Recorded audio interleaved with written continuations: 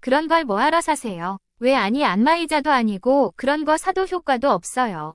왜 쓸데없는데 돈을 쓰셨어요? 사기당하신 건 아니죠. 앞으로는 저런 거 사오지 마세요.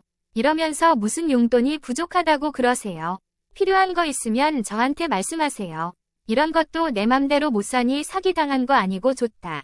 그래서 홈플러스에서 산 거야. 그래요. 어쨌든 것 보세요. 50만 원 들여도 남조 뭐 너 정말 제대로 안 줄 거니 합가할 때랑 얘기가 다르잖아. 엄마가 돈 쓰실 때가 어디 있어요. 정연이 엄마가 밥도 차려주고 잠도 저희 집에서 주무시고 나가서 가끔씩 기분 전환만 하시면 되죠. 그거 부족하다고 하시면 엄마가 안 아껴 쓰신 거죠.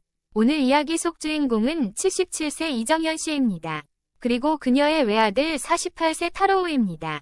이 씨에겐 지난 1년이 가장 끔찍한 해였습니다. 사랑하는 가족을 잃기도 했고 앞으로 또다시 잃을 예정이기도 하죠. 자신의 아들을 스스로 잘 안다고 생각했던 것이 실수였고 그런 아들을 철석같이 믿은 자신이 바보였죠. 남편과 열심히 벌어 하나밖에 없는 아들 뼈 빠지게 뒷바라지하며 살아온 것이 이 씨의 인생의 전부였습니다. 아들은 좋은 직장에 들어가 결혼도 해서 아이 낳고 잘 살고 있었습니다.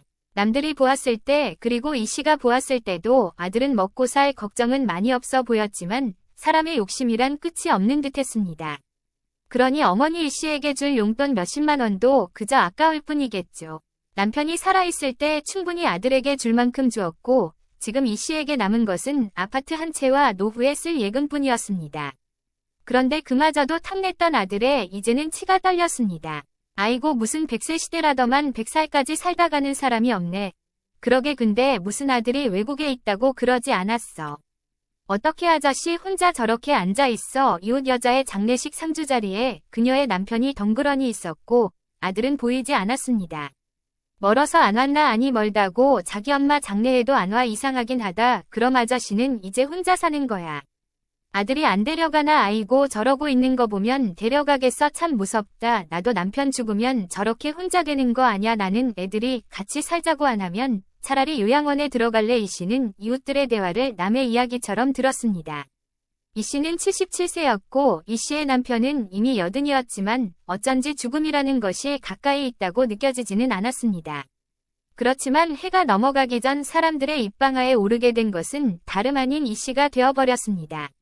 남편은 그의 폐암 진단을 받고 3개월이 채 지나기도 전에 갑작스럽게 세상을 떴습니다. 이른 나이라고 할 수도 없었고 남들은 호상이라고 떠들어댔지만 남겨진 사람에게는 너무 허망하고 갑작스러운 죽음이었습니다. 죽음까지는 너무도 짧은 기간이었습니다. 겨우 작별 인사나 할 수 있는 정도였죠. 이 씨는 마음의 준비도 없이 하루아침에 텅 빈 집에 혼자 남겨지게 되었죠.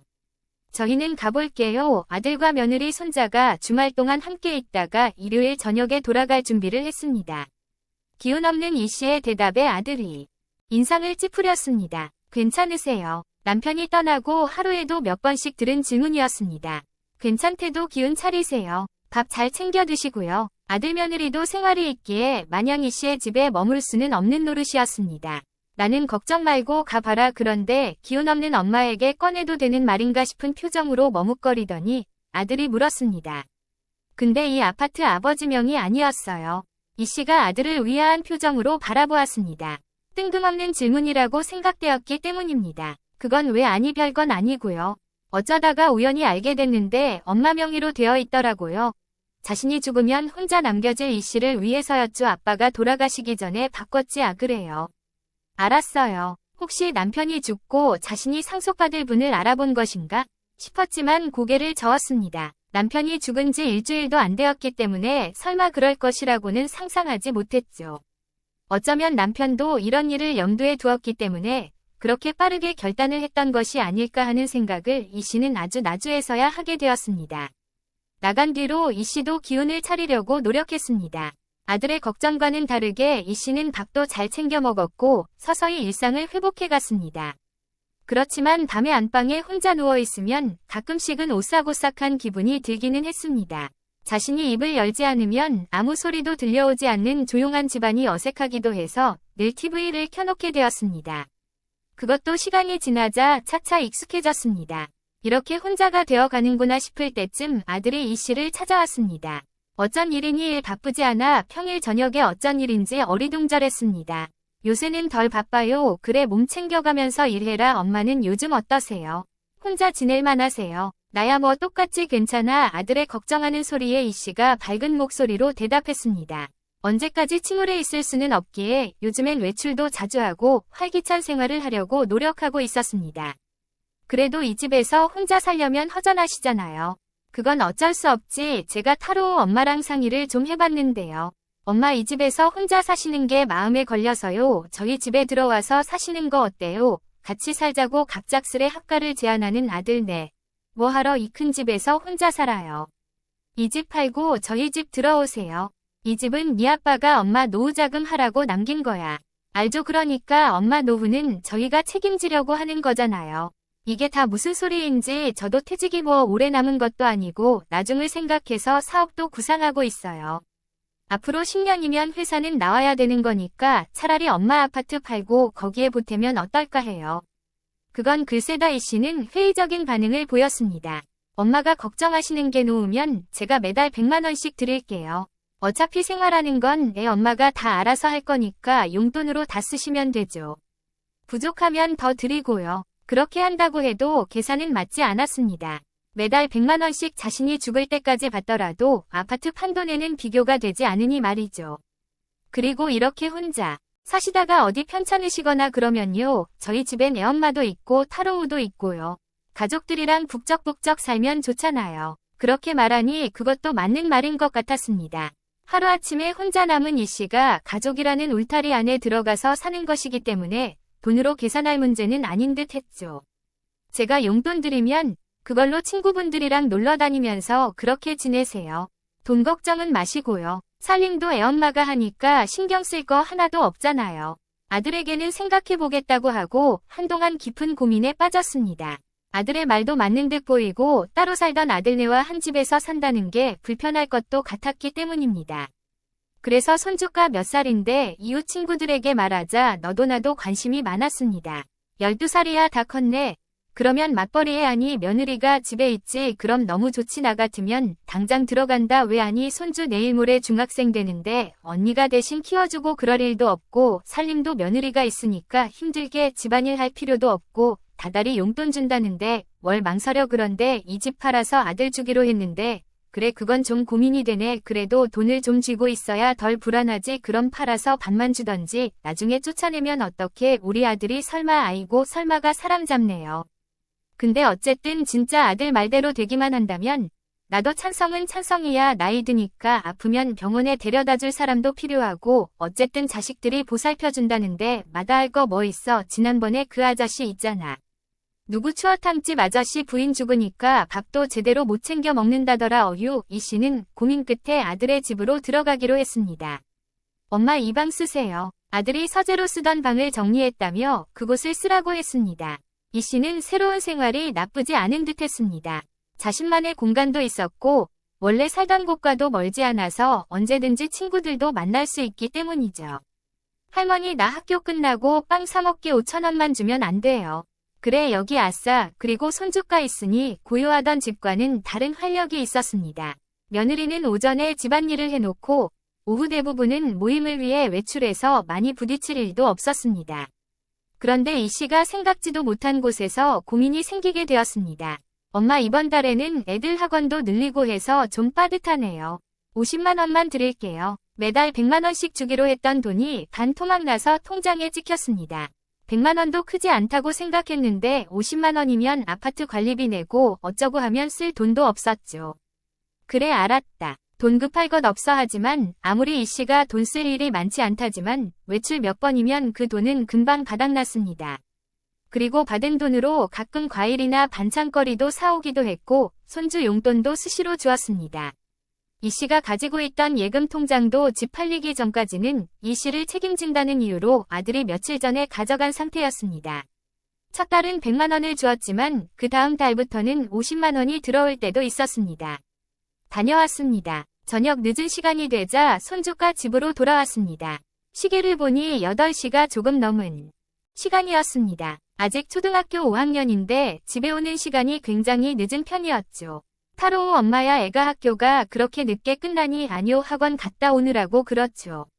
그럼 학원이 이렇게 늦게 끝나 여러 개 다녀서 그래요. 지쳐서 소파에 드러눕는 손자를 보고 안쓰러워 물었는데 며느리의 말을 듣고는 놀랐습니다.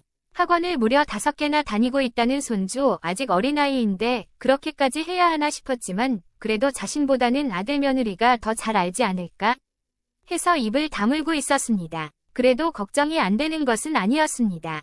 그리고 더 놀랐던 것은 손자 학원비였습니다. 어쩌다 우연히 듣게 되었는데 사교육비가 한 달에 총 250만 원은 든다는 것이었습니다.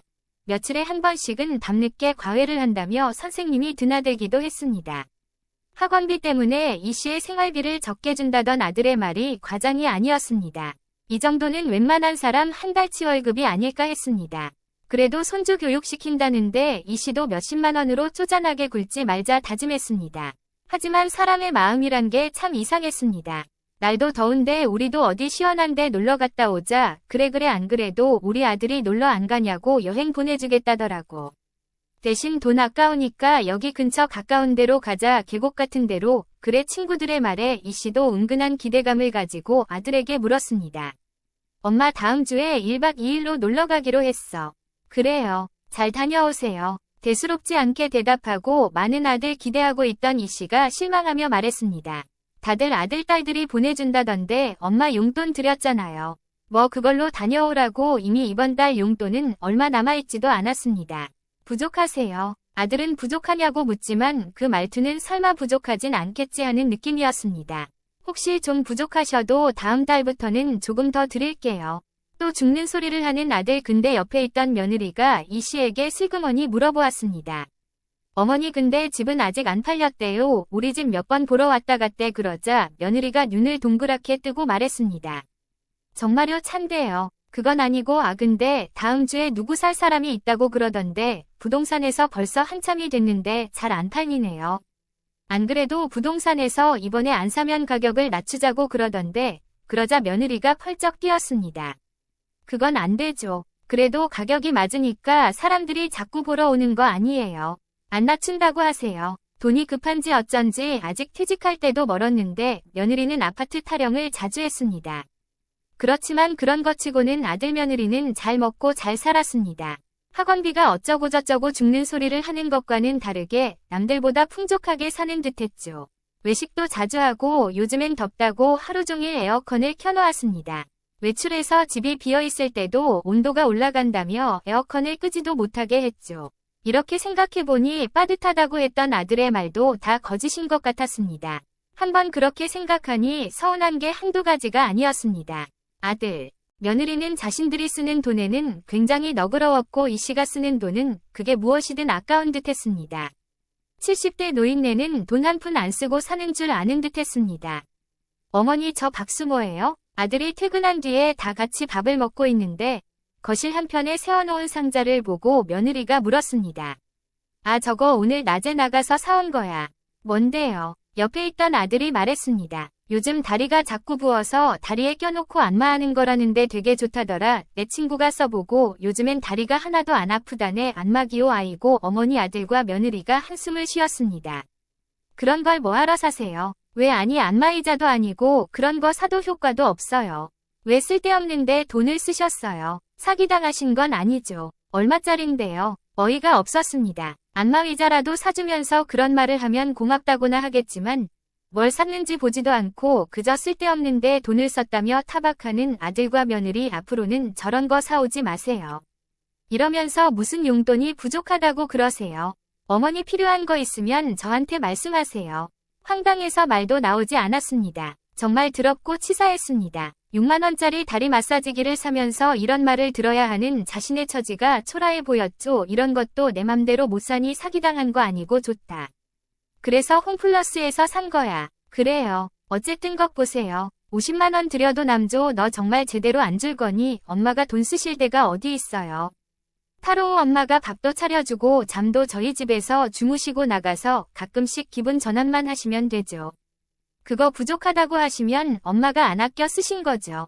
내가 송장도 아니고 이런저런 생활을 하다 보면 돈을 왜 안 써? 나도 돈 내야 할 곳 많아. 아파트 관리비도 매달 나가고 있고 보험료도 있고 근데 50만 원 주면서 아껴 쓰라고 너희는 펑펑 쓸 거 안 쓸 거 다 쓰면서 나는 안마기 하나 못하게 하냐? 차라리 내 통장 다시 돌려줘라. 용돈 안 줘도 되니까. 어마어마한 돈이 들어있는 건 아니었지만 그래도 경제생활을 하지 않는 이 씨가 앞으로 먹고 살 돈이었습니다. 그 돈마저 없으니 이렇게 팔다리가 잘린 듯 아들이 주는 대로만 생활해야 했죠. 아니 그런 뜻이 아니에요. 알았어요. 다음 달부터는 100만 원 꼭 드릴게요. 이 씨가 안마기를 들고 방으로 들어가 버렸습니다. 그리고서도 속상한 기분이 풀리지가 않았습니다. 매달 아들에게 용돈 타 쓰는 게 이렇게 서름 받을 일인가 했습니다. 그것도 원래 자신의 돈이었던 것을 가지고 말이죠. 돈 가지고 이렇게 서운해야 하는 것도 스스로 생각하기에도 추접스러운 일 같았습니다. 방으로 돌아와서 화를 삭히고 있는데 휴대폰이 울렸습니다. 부동산에서 온 전화였습니다. 사모님 내일 댁에 계세요? 아니요. 그럼 지난번처럼 비밀번호 치고 들어가도 되죠. 아 그거요. 이 씨는 잠시 생각을 했습니다. 무슨 문제 있으세요? 아 잠깐만요. 내가 다시 좀 생각해봐야 할 것 같으니까 집 내 놨던 거는 잠깐 보류 좀 해주세요. 네 이번에 정말 계약하실 분인데 아니요. 생각 좀 해보고 다시 전화드릴게요. 죄송해요. 아 네 알겠습니다. 이렇게 집을 팔아서 아들에게 돈을 주기엔 깨름칙했습니다. 그리고 아들에게 줬던 통장도 얼른 돌려받으려고 마음을 먹었습니다. 하도 마음고생을 해서 그런가 이 씨는 며칠 지나지 않아 몸져누웠습니다. 그래서 가기로 했던 여행마저 취소할 수밖에 없었죠. 어머니 식사하세요. 어쩌다 보니 집에서 며느리에게 삼시세끼를 받아먹게 생긴 옷이 며느리 눈치를 볼 수밖에 없었습니다. 원래 며느리가 외출한 뒤 혼자서 밥을 차려 먹곤 했었는데 본의 아니게 상전 노릇을 하게 되었죠. 차라리 입원을 하시는 게 어때요? 아니 그 정도는 아니야. 오늘 하루 한숨 자면 낫겠지. 며느리가 떨떠름한 표정을 지었습니다. 이제 보니 옷이 걱정해하는 소리가 아니라 수발 들기 불편하다는 뜻인 듯했습니다. 실제로 그런 의중이었는지는 모르겠지만 이 씨의 마음이 좋지 않아서 그런가 표정 하나에도 의미를 부여하게 되었습니다. 밥을 대충 먹고는 누워서 잠을 청했습니다. 한숨 푹 자고 일어나면 나아질 듯했습니다. 분명 점심 먹고 잠들었는데 눈을 떠보니 사이가 깜깜했습니다. 아이고 벌써 밤인가 보다 제대로 씻지도 못하고 잠에 들었기에 자리에서 일어났습니다. 그러니 오전보다 몸이 한결 가벼웠죠. 방문을 열고 나가자 복도가 깜깜했습니다. 거실 화장실을 향해 천천히 걷는데 저기 부엌에는 불이 켜져 있었죠. 아파트가 팔려서 엄마한테 그 돈을 받아야 뭘 하든 할 거 아냐. 지난번에 누가 살 것 같다고 했잖아. 소식 없어 몰라. 그때는 바로 살 것 같더니 그러니까 우리도 미리 이사 준비를 하자는 거지. 거기는 바로 계약금 입금하라고 그랬다며. 계약금 넣으면 되지 뭐. 어차피 어머니 아파트 팔릴 거잖아. 이번에 아니면 그 가격에 그 동네로 이사 못 가. 우리 타로 좋은 대학 안 보낼 거야. 근데 그게 꼭 그 동네 살아야 하는 거야. 아니 학군이 괜히 있겠어. 얘기 다 한 걸 가지고 또 왜 그래. 어머니 집 팔리면 그 돈으로 이사 가기로 했잖아. 아니 당신이 그 집에선 어머니 못 모시겠다며. 그러면 이사도 가고 어머니 요양원에도 모시면 그 돈을 다 어떻게 돼. 현실적으로도 좀 계산을 잘해봐야 할 것 아냐. 당신 어머니 통장 가지고 있잖아. 뭘 걱정해. 당신이야말로 나랑 한 약속 안 지킬 거야. 나 이렇게 시어머니 삼시세끼 해다 바치고 병수발 들면서 살아야 해. 알았어. 그건 당신이 알아서 해. 요양원은 천천히 알아보고. 그래도 엄마를 아무데나 보낼 수는 없잖아. 내가 그렇게 나쁜 며느리야. 어련히 좋은데 모시지. 진짜 당신을 말 한마디로 사람 맘 상하게 만드는 거 뭐 있어. 아무튼 그러면 나 내일 계약금 넣는다. 한 발짝만 떼면 환한 곳으로 갈 수 있었지만 이 씨는 다시 뒷걸음질 쳤습니다. 이대로 나가서는 당장 욕을 할 수는 있겠지만 그래봤자 20만 손해였습니다. 다시 조용히 방으로 돌아가서 날이 밝기를 기다린 이 씨는 은행 문이 열리자마자 들어가서 계좌를 확인해 보았습니다. 이미 이 씨의 돈 절반은 인출이 된 상태였습니다. 이런 나쁜 놈이 이 씨는 통장을 새로 만들고 비밀번호도 바꿔버렸습니다. 나머지 돈은 아들이 빼가게 할 수 없었습니다. 그러고 나서 부동산에 전화해서 집은 팔지 않겠다고 말을 했죠. 집으로 돌아가니 며느리도 외출해서 아무도 없었습니다. 이 씨는 이사 들어올 당시 챙겨왔던 큰 가방에 다시 짐을 담기 시작했습니다. 그리고 마지막으로 얼마 전에 샀던 다리 안마기까지 넣으니 며느리가 아들과 함께 돌아왔습니다. 엄마 어디 가세요? 그거 들고 여행 가시게요? 아들과 며느리가 위아한 목소리로 물었습니다. 아니 나 집에 간다 무슨 말씀이세요? 나 이제 너희 집에서 안 살 거야. 내 집에서 혼자 살려고 그게 갑자기 무슨 말이에요? 어머니 뭐 불편한 거 있으세요? 안 불편한 걸 찾는 게 쉽겠다. 나 지금 나가니까 그런 줄 알아 어머니 안 돼요. 대뜸 안 된다고 외치는 며느리 왜 계약금 벌써 넣었니? 그러자 아들과 며느리가 화들짝 놀랐습니다. 엄마가 그걸 어떻게 아셨어요? 너희 엄마를 한참 우습게 봤구나. 아들과 며느리는 혼란스러워 보였지만 이내 정신을 차리고 말했습니다. 어떻게 아셨는지는 모르겠지만 이사가면 타로우 교육에도 좋고요. 근처 큰 공원도 있어서 엄마 산책하기에도 좋으실 거예요. 이사가는 게 싫으세요. 내가 너희 속셈을 모를 줄 알고 뻔뻔하게 거짓말이니 너희는 내 돈으로 이사가고 또 내 돈으로 나 요양원 넣어버릴 계획인 거잖아. 이제는 아들 눈이 더 이상 커질 수도 없을 만큼 꺼져 있었습니다. 이미 계약금 냈다니까 너희 돈으로 좋은 데로 이사 잘 가봐라. 그리고 내 통장은 새로 만들었고 비밀번호도 바꿔서 네가 못 꺼낼 거야. 그러자 아들이 화를 냈습니다. 아니 애초에 그것들 절반은 제 몫이잖아요. 이게 왜 내 몫이야? 아빠가 돌아가시면 전에 엄마한테만 안 줬어도 저도 같이 상속받을 수 있었던 거잖아요. 말도 없이 그렇게 하셨을 때 저도 한마디도 안 했어요. 얼마나 서운했는 줄 아세요? 아빠 돌아가셨으니까 그건 엄마 몫이지 웬 이거야. 너는 여태껏 엄마 아빠가 충분히 해줄 만큼 해줬잖아.